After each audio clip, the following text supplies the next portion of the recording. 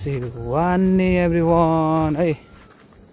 अनि म चाहिँ अहिले घर फर्किँदै गरेको ड्युटीबाट हो।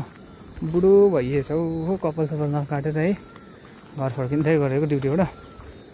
अनि पर हाम्रो मामा माइजूकोमा चाहिँ माइजू सेवा जानुभएछ होइन। अनि मामा आउनु भएको छैन चाहिँ माइलामा। अनि बहिनी मात्रै छ अरे घरमा हो। अनि अब त्यसलाई तर्साउने कुरा यसो हल्का ढाकढाक ढुकढुक गर्नु पऱ्यो। रियाक्सन के हुन्छ त्यसै हेर्छु है म। अनि तपाईँहरूले पनि हेर्नुहोस् कस्तो उसको रियाक्सन। हाम्रोतिर चाहिँ घामसाम लाग्छ दिउँसो, रात परेपछि पानी पर्छ है। दिन त एकदम त दामी हुनेछ तर खै घाम चाहिँ अलिकति चर्को छ, गरम चटक्कै। मामा हजुरको घर, मामा माइजूको घर, हाम्रो माइली माइजूको घर चाहिँ बहिनी यहाँ छ भने कता किचन छ कि यता ठुलो घरमा छ। अनि कहाँ छ कि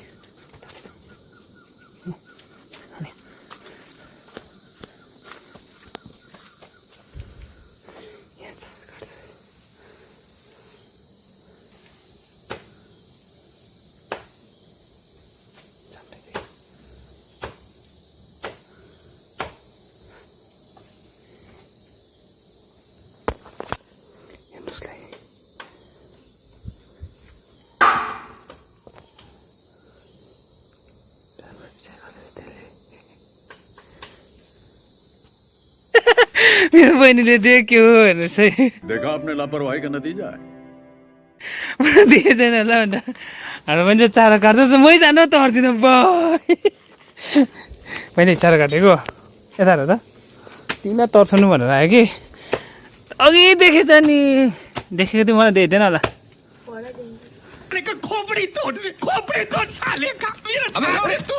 आम्बो देखेर नदेखेको जस्तो गरेको तिमीले चाहिँ। मेरो प्यारो बहिनी पखेटी ऊ चाहिँ हो।